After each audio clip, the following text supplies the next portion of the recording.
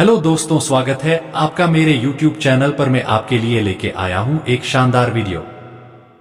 गांव में एक लालची व्यापारी था जिसका नाम रघु था। वह बहुत चालाक और धूर्त था और अपने व्यापार में धोखा देने से कभी पीछे नहीं हटता था। लोगों को अपनी मीठी बातों से फंसाकर उनसे अधिक पैसे ऐंठने में माहिर था। गरीबों का फायदा उठाकर अपनी दौलत बढ़ाने में उसे कोई शर्म नहीं थी। उसकी दुकान में जो आता उसे किसी न किसी बहाने ठग लिया जाता। एक दिन एक वृद्ध साधु गांव में आया और रघु की दुकान पर कुछ खरीदने पहुंचा। साधु ने देखा कि रघु एक ग्राहक को धोखा देकर उसे सस्ते सामान को महंगा बेच रहा है। साधु ने मुस्कुराते हुए कहा, बेटा, बुरे कर्म का फल एक दिन जरूर मिलता है। यह संसार कर्मों का चक्र है। जो भी तुम दूसरों को दोगे वही तुम्हें लौटकर मिलेगा। रघु ने साधु की बातों का मजाक उड़ाया और अपनी चालाकी से आगे बढ़ता रहा।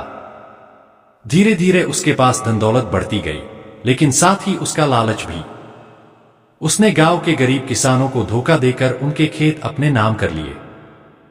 गांव में उसकी छवि एक लालची और निर्दयी व्यक्ति की बन गई थी।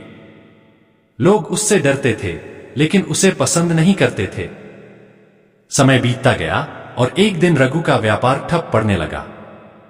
उसके जिन ग्राहकों को उसने धोखा दिया था वे अब उससे सामान खरीदने से मना करने लगे।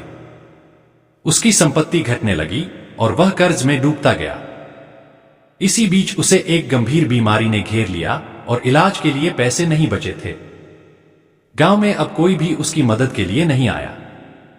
जिस तरह उसने सबको ठगा था उसी तरह लोग अब उससे दूरी बनाने लगे।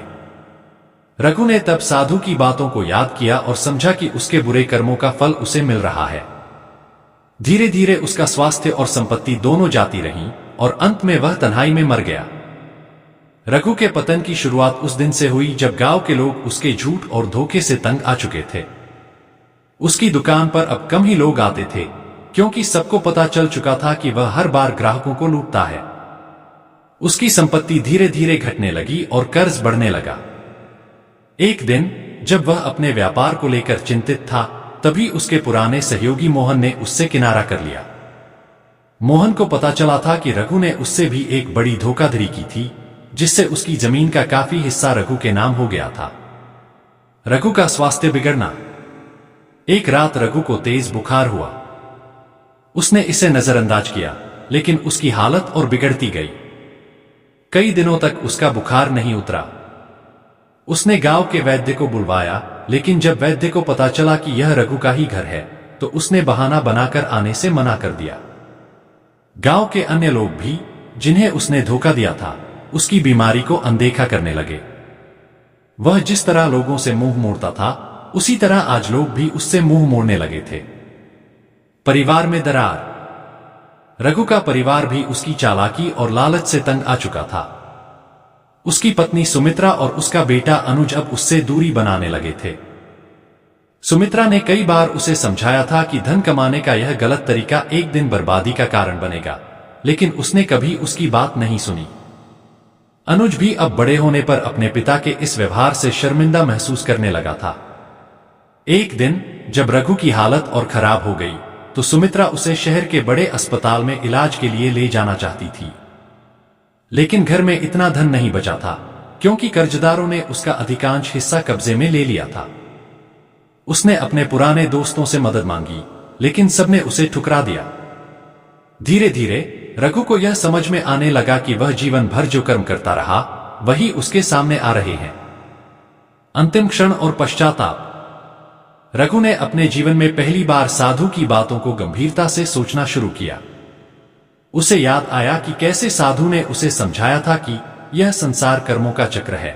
उसे अपने किए पर गहरा पछतावा हुआ, लेकिन अब कुछ भी सुधारने के लिए बहुत देर हो चुकी थी। एक दिन उसने अपने परिवार से क्षमा मांगते हुए कहा, मुझे माफ कर दो। मैं अपनी गलतियों का एहसास कर चुका हूं। मैंने धन की अंधी दौड़ में तुम्हें भी दुख दिया और दूसरों को भी। उसके अंतिम समय में सुमित्रा और अनुज ने उसे माफ कर दिया, लेकिन रघु का शरीर अब कमजोर हो चुका था। बीमारी ने उसे बुरी तरह जकड़ लिया था। कुछ दिनों बाद ही उसकी मृत्यु हो गई। कहानी का अंतिम संदेश। रघु के निधन के बाद गांव में उसकी कहानी सबके लिए एक सबक बन गई। लोग बच्चों को उसकी कहानी सुनाते हुए बताते थे कि बुरे कर्मों का फल एक न एक दिन जरूर मिलता है। रघु की मृत्यु के बाद उसका बेटा अनुज अपनी मां के साथ गांव में सच्चाई और ईमानदारी से जीवन बिताने लगा। अनुज ने अपने पिता के नाम को सुधारने की ठानी और लोगों के प्रति दया और सद्भावना का व्यवहार अपनाया। इस प्रकार रघु के बुरे कर्मों का चक्र एक अंत को प्राप्त हुआ और उसका परिवार सही रास्ते पर चलने लगा। सीख: यह कहानी हमें सिखाती है कि बुरे कर्मों का परिणाम एक न एक दिन अवश्य सामने आता है। इंसान को अपने कर्मों पर हमेशा ध्यान देना चाहिए, क्योंकि जो हम दूसरों के साथ करते हैं वही लौटकर हमारे पास आता है।